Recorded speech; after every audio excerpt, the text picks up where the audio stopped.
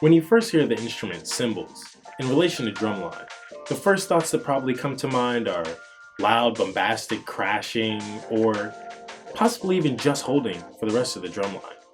But contrary to popular belief, there are specific individuals within the marching activity that choose cymbals to be their instrument of choice. And perfecting playing them is not only a fun pastime, but a lifestyle. Today we meet with one of those individuals. He is the cymbal section leader for Music City Mystique, Ben Grimshaw. And I'm here with Benjamin Grimshaw. Ben, with you being the cymbal section leader of Music City Mystique, could you tell us a little bit about your journey and what got you started in cymbals? Yeah, man. So, I started as a percussionist I started playing drums in the 6th grade. So I was really young, just kind of doing band, right? I did choir. I was like, let's try band. So started doing some drums. Correlations. Yeah, I really liked it a lot. I played piano when I was younger. Mm-hmm. So looking at the keyboard instruments, I was like, familiar territory, right? So I just started kind of diving in on it. I didn't start doing any marching activities until the 8th grade. And I kind of just, honestly, my mom kind of just threw me into it. She just brought me out to a rehearsal, an indoor drumline rehearsal one day, and I was like, "Mom, this is a high school, Mom. I can't. I'm a middle schooler. What are you doing?" Yeah. And she's like, "Just trust me, it's gonna be fun." And I was like, "I don't know about this." Long story short, I had a great time. Went to Disneyland with the band and everything. Yeah. It the was perks. like, it was like how could I not love it, right? And so I played rack. And after that, I was like, I really like this. Like, this is a cool thing to be a part of, but I want to march. Yeah. Right? I want to be on the floor. I want to be performing. I don't want to be stuck behind an instrument. So I went out for bass drum the next year, effectively cut from bass drum, but they happened to have a cymbal spot open. So, at this point, I've done 1 year of marching at all, and now I'm doing cymbals, no cymbal tech, right? So really, we were just watching videos of like Santa Clara Vanguard cymbals, Music City Mystique cymbals, and just trying to figure out what the heck we wanted to do. Yeah. Like we had no clue, we had no context, no technician, so we were just winging it. Yeah. And I had a ton of fun, but we weren't very good. Right. You know what I mean? But I had a lot of fun, right? Like I was like, this is a cool instrument. Like, this might be an option. I learned a lot about it, and I was like, this is something cool. So I started progressing in my drumming career in high school, started playing bass drum, started playing quads. I was like, I'm pretty good at this, but I'm definitely not the best one here at this. So I really wanted to do this group called the Oregon Crusaders Indoor. They were the cream of the crop in the Pacific Northwest. OCI, yeah. Right? And so I was like, hey, I want to do this, but I don't think I'm ready to play bass drum. I looked through the packet. I was like, no way, dude. No way. This ain't happening. And I was like, maybe I'll go show up for cymbals. I asked my tech. I was like, hey, like, do I have to prepare some exercises or something? He said, no, man. No, just show up and try really hard. And I was like, that is something that I can guarantee I can do. So I showed up, sucked. Still got a spot anyways. Which was like just an awesome opportunity for somebody like me who hadn't really played cymbals at a high level. I was like, just needed to get into a group and get the reps. And that's exactly what I did. I got in the group. I met some people who are way better at cymbals than me. I had instruction that actually knew what it was going on. The structure you needed, if you will. Yeah. And I definitely got introduced to the cymbal community and to just more of like the DCI, WGI community through that. And I was like, wow, this is pretty cool. So my friends effectively convinced me to do drum corps. And I was like, well, let's do it. Like, what, I've always kind of wanted to do drum corps. I had friends that did Oregon Crusaders back in the day.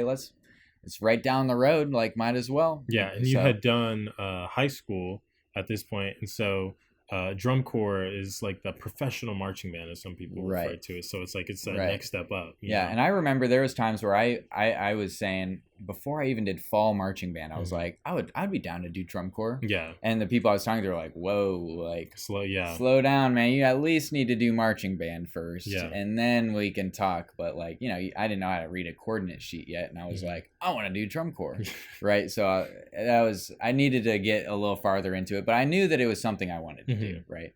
So by the time I finished my first season of drum corps, 2014 Oregon Crusaders on the cymbal line, I was looking back at auditioning at OCI, and I was like, well, I can't audition on bass drum now. I just got done spending hundreds of hours getting better at cymbals. An entire summer. Yeah, an entire summer. I was like, well, I'm starting to get kind of good at this, right? So I go back to OCI, start feeling way more comfortable with cymbal playing, way more comfortable.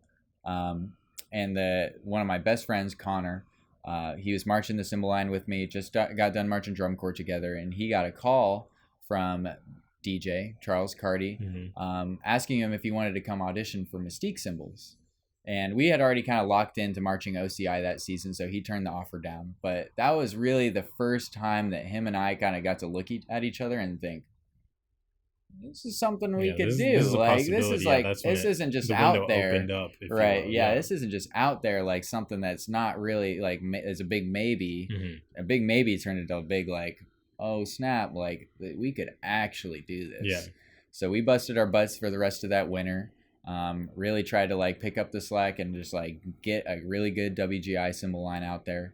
Went back, marched another season of drum corps together, and it was like, man, I just graduated high school now after this summer of drum corps, right? I actually went back to my house, like I left drum corps halfway through move-ins to go graduate high school, came back, finished drum corps, got home, and I was just like, you know what? I'm going to go just get a job. I'm going to fly out and audition for Mystique, and if I make it, I'm done. Like, that's it. I'm going. Like, hands down. So you picked up, coming right back off of a drum corps tour, and picked up your entire life from Oregon and moved it to Tennessee. Yeah, and I made it into college in Oregon for the degree of my choice. The first school I applied for, like, I was really, it was, do I want to pursue a career? Or do I want to pursue a passion? Right. Like, and that is just where the line got drawn in the end. And it was like really like equal in like, just like progression in different directions. But I just had to choose, do I want to pursue a career or a passion? And I was like, you know what? Passion, like all the way. Like, let's move to Tennessee, leave my whole family behind in Oregon. Like, leave any money that would have been involved in school out of the equation. Right. Like, I'm going to move to Tennessee. I'm going to get a job at a restaurant so I don't starve. And I'm going to freaking get good at cymbals. And I'm going to be in CMCM. And that was it. Like, hands down, that was what I wanted to do. And that's what I did. And, I moved out here, moved into a tiny little apartment, packed 4 dudes in there. And all of us on the CMCM cymbal line, man, it was just like, this is the cymbal dream, right? To me, that was the cymbal dream. Yeah. Like, living in a house with a bunch of cymbal players, all working at the same restaurant, like, all showing up every weekend, matching tattoos. Like, that was the dream. Like, just getting to be on a cymbal line like that, like, it's what I always, like, that was the top. And getting to come out and do that my first year, it was just like, whoa. And then I start sinking in, like, gosh, I got 4 more seasons after this. Like, holy cow, I already did the dream. Like, time to live the dream. You know what I mean? Like, really live it. And, I've moved back to Oregon and I moved around a little bit since then, but I've really just been rooted in Tennessee ever since, just like locked into Mystique. I went and marched another year with Oregon Crusaders after my first year of Mystique. And I was getting real close to starting to burn out on band after that. So I took another summer off. Went and marched Madison Scouts after my 3rd year of Mystique, and that was an excellent summer. I had a great time. Really kind of like reminded me what I was doing it all for, and then just to come back into Mystique 2019 after that and just keep driving all the way through. And being at my age out now, it's just like, holy cow, like thinking back to 18-year-old me, just like, am I really about to do this for the next 5 years? And seeing myself now 5 years later, like, I did it. Yeah, I really did do it. It's unreal. Like, it really is.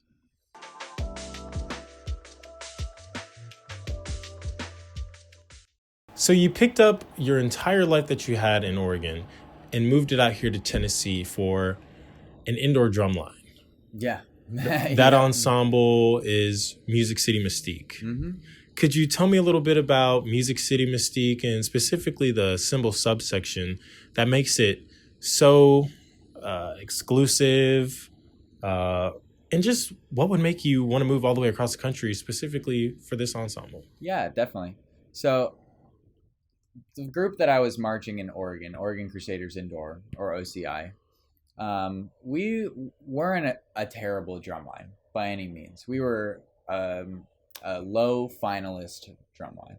And for those that don't know, the top 15 groups in the country make it into the world-class WGI finals, right? And they get to go out on that floor and do the show with, really the biggest crowd you can possibly get in the activity, right? And that's what you're really working for, is that big show, the payoff, that I made finals. And my first year of OCI, 2014, we did make finals. And we were, we ended up in 15th at the end, so we were the bottom of finals. But we were, it wasn't like we weren't making that goal, right? Yeah. We were making that goal. The next year I went back, we got 16th. We were one outside of finals.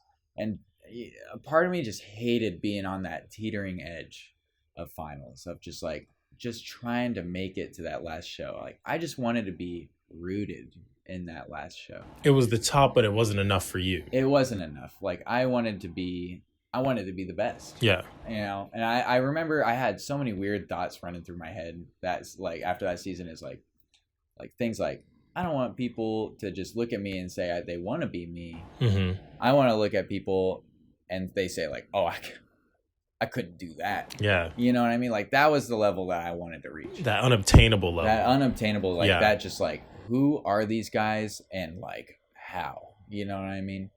And I think, when I was young watching OCI, I did kind of get that feeling from them.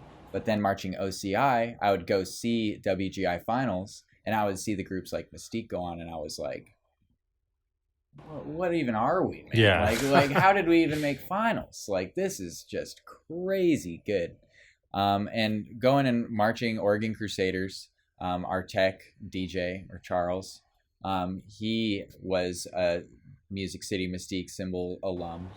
And he had just aged out in 2014, right before the first summer that he taught me. So I just I looked at that guy and I was like, I saw that guy do amazing things, like that things I can't even imagine trying to do. Yeah. Like, this guy knows it. He knows it all. Yeah. Right. He knows it all.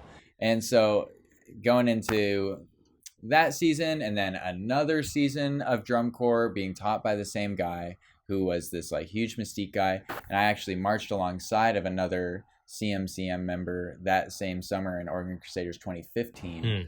I was just looking at these guys like, wow, like, these guys know what is going on and I don't. You know what I mean? And I don't know what's going on, but I want to. I really want to. And then, like I mentioned before, then Connor gets this call, hey, would you be interested in coming and marching Mystique? We're like, oh, he not me, because I didn't get a call, but he's like, oh no, like, I don't know, I'm already kind of locked in at OCI, but maybe me and Ben could come out next year. 2-for-1 special. Right. So I'm like, I could go march with this guy Mitz, who I just marched with at CMCM, and I could go be taught by the same guy I was just taught with at CMCM. I was like, this is obvious that it's where I need to be. The stars were aligned. The stars were aligned. I was like, dang, like, I accidentally just slipped right into the perfect setup. Yeah. And I didn't even realize it, right? And so,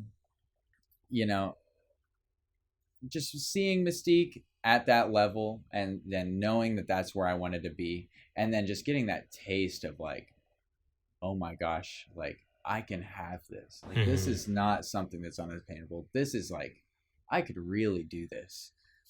I just was like, I mean, how could I not? Like, and for me, having cymbals at this point, I was like, this is the best I've ever been at anything. Like, honestly, it's the best I've ever been at anything. Like, I gotta take it all the way. Like, I have to. Like, how can I just like recognize that I'm doing something better than I've done anything before, and not want to just make it me. Yeah. You know?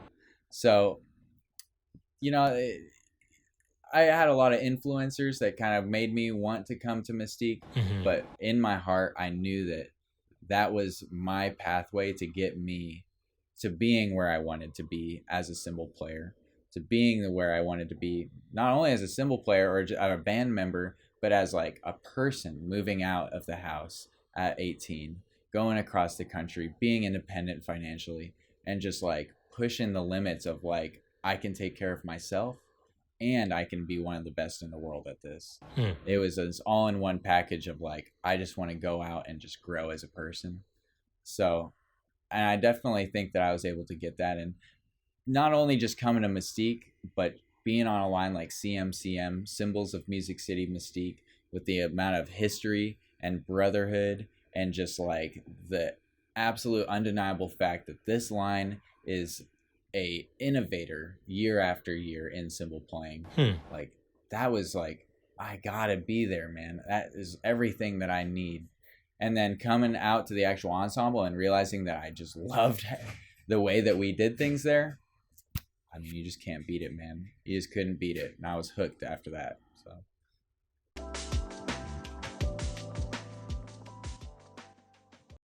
So Ben, we've talked about cymbals, right?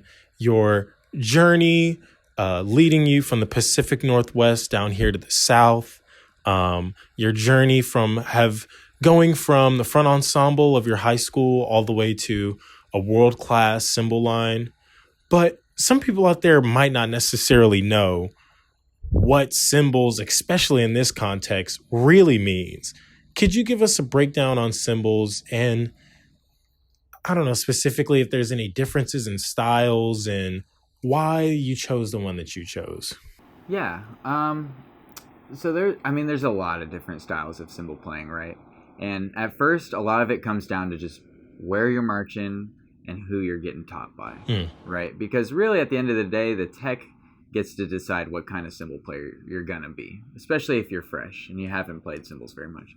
So, you see like a lot of college marching bands, a lot of high school marching bands. These people don't really necessarily have real cymbal instruction beyond the level that they're already at. Yeah. Right. So, you see a lot of like really flashy stuff, but it's really easy. Or like some really aggressive like hi-hat motions back and forth because you're up in the stands. And that's like exciting to see from 300 yards away. Right. But, when it comes down to getting into cymbal playing in, a marching ensemble that's more competitive, that's more like a world-class ensemble or an open-class ensemble or an ensemble that's goal is to score well at world championships, right?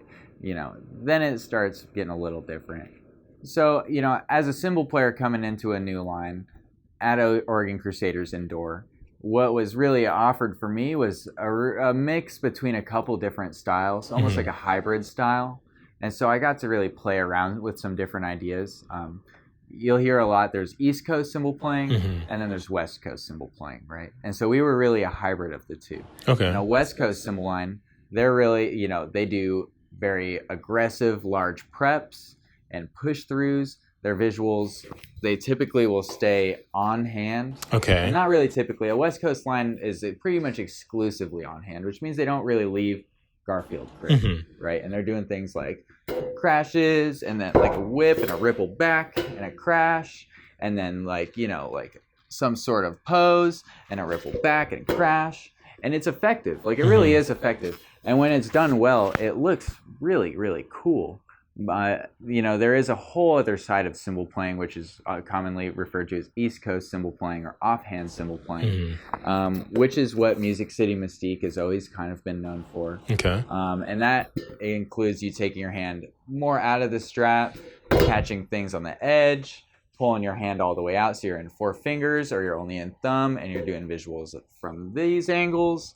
And so I personally really was attracted to that idea of the creativity level. And, as a cymbal player who's starting around 2014, I really was born into cymbals right as the hand started coming out of the strap for East Coast cymbal playing. So it was a good time. And it was a good time to jump into that side of cymbal playing. Of course, the cymbal line that's pioneering taking their hand out of the strap is Music City Mystique cymbals. So going and seeing them live for WGI Finals in 2014 and watching them do these thumb visuals, I mean, mind blown, dude. Mind blown. Like, I was like, these guys are on such a different plane from anything that I have ever even experienced. I can barely get these offhand visuals, and they are taking their hands straight out of the strap and controlling it, and it looks good, and it's clean. And I was like, who are these guys, right? And so seeing something like that for somebody like me, I was like, how could that not be the type of cymbal player I want to be? Like, how can I not just like want to just have jaws dropping watching me do something that's never been done before, you know? And West Coast cymbal lines, while they do have, you know, a wow effect of like, wow, that's powerful, wow, that's clean, like, I wanted that wow, what are those guys doing? Like, what are they even doing? A level of mystery. Yeah, a level mystique, of mystique, you know what I'm saying? If you will. Right, and just like from the outsider perspective looking in, it was clear to me. I was like, that's the type of cymbal player I want to be. I want to do something that people have never done before. I want to show people something that they just can't even wrap their minds around. So, you know, we tried to implement that at, you know, Oregon Crusaders Indoor more, and try to implement it at Oregon Crusaders more, which we did. But at a certain level, I was like, you know, we're coming up with these things, and then we're teaching these people how to do it. I need to go somewhere where people are teaching me how to do stuff a little bit more. You know, not to downplay any of those other cymbal players I was with, but I just felt like there was people out there that had information that I wanted and I needed, and I had to go to them to get it. Yeah, go to where the information is. Yeah, exactly. So going to Mystique and starting to be able to like find our roots in that, it took a second. It honestly took a second to find the grounds. I wouldn't go as far as to say that 2016 CMCM, we necessarily did anything that hadn't been done before. We didn't necessarily like revolutionize cymbal playing in any way, but we were a very clean, offhand East Coast cymbal line. It wasn't until Mystique 2017 that I really started to think, oh man, like the stuff we're coming up with right now, this could really be the next big thing. And a lot of that was contact juggling the cymbals, and what a lot of people now refer to as a gasp, which is basically, it didn't start this way, but it's kind of turned into just anything where it looks like you're about to drop your cymbal, or anything where you're contact juggling your cymbal or taking your cymbal somewhere and it's like, it looks like you're out of control, and then you just grab it and it's like, whoa, like I thought that thing was going to hit the ground. And it started off super simple with it was what we originally called a gasp, which all that we did was the cymbal would come up here and then you'd catch it before it hit the ground, and you'd watch it and you'd gasp because it's like, oh man, I thought you were going to drop your cymbal on the ground, right? So we're like, let's call it the gasp, right? And this is all just us sitting in our subs room, BSing around, trying to come up with the next big thing, just juggling our cymbals, dropping those things everywhere, just like, wow, how are we going to do this, man? Like, how are we going to come up with the next big thing? And then Chief will just like, looks like he's about to drop our cymbal, and we all freak out, and it's like this crazy moment of like, wait a second, is this going to be the next big thing? Yeah. And then you just take it and you just run with it, right? It's like, now we've got the gasp. All right, now we've got a gasp trilogy. We've got the junior gasp, we've got the gasp, we've got the grand gasp, like, and you just start coming up with these things.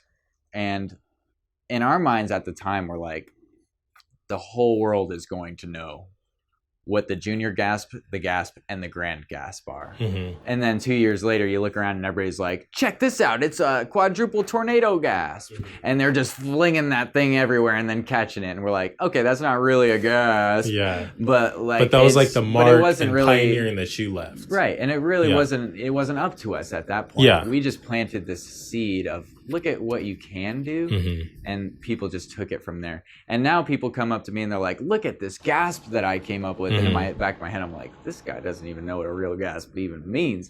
But to me, the meaning is different than what we've inevitably created, right? Is just the idea of juggling your cymbal. Looks like you're going to drop it, you catch it, and then that's a gasp, right? So, and it's been funny. And at first I was like, I can't believe these people are taking our visuals and putting their names on them and writing other visuals and putting our names on those visuals. But then I realized this is something that we're going to leave behind forever. And it doesn't matter if they're doing exactly what we did, or if, you know, they're calling something that we did exactly the right name, but we got the ball rolling in a direction that it had never rolled before. And that was something that I was like, eventually I had to come to terms with, is like, wow, like, you know, I created this, but I didn't even ever create it. You know, it's like, we just got the ball rolling. But you know, it is definitely something that I can hang our hats on. And I mean, Music City Mystique is just known for that innovation. The cymbal line is just known for the innovation. The very first grab of the edge of the cymbal is named after Timmy Bishop, marched Music City Mystique. The flip down with the left hand in, right hand out is called a Soanes flip, named after Adam Soanes, Music City Mystique cymbal player. And it's just thing after thing. The first thumb visual is Music City Mystique 14. The first gasp, Music City Mystique 17. Like, this cymbal line has driven that ticket year after year after year. And that's what keeps me coming back, is because I know that that's just the line that we are. And it's just awesome to get to be a part of a cymbal line where I can show up every year and be like, what are we doing? What crazy what's are the we next doing? biggest thing? Like, and you know, at the end of the day, we're really just trying to have a good time, man. And we're just trying to do something cool. And there's really nothing better than just doing something crazy with your cymbals, and to the point where you almost drop it and everyone in the room just turns around and it's just like, wow, like, yeah, you just did it. I'm like, I don't even know what I just did. And everybody's just losing it. It's just like, holy crap, is this the next big thing? And just that adrenaline and that sense of satisfaction of like, oh, I just nailed something that I know nobody has ever done before. It's just like, wow, like, we're really about to take this all the way. It's a part of what makes me love cymbals, is that you really get to decide where we go next every year. And when you are on the platform of CMCM, Music City Mystique cymbal line, like, you really get the opportunity to do that stuff. And it's really something special that we kind of are able to hold tight and hold true. So.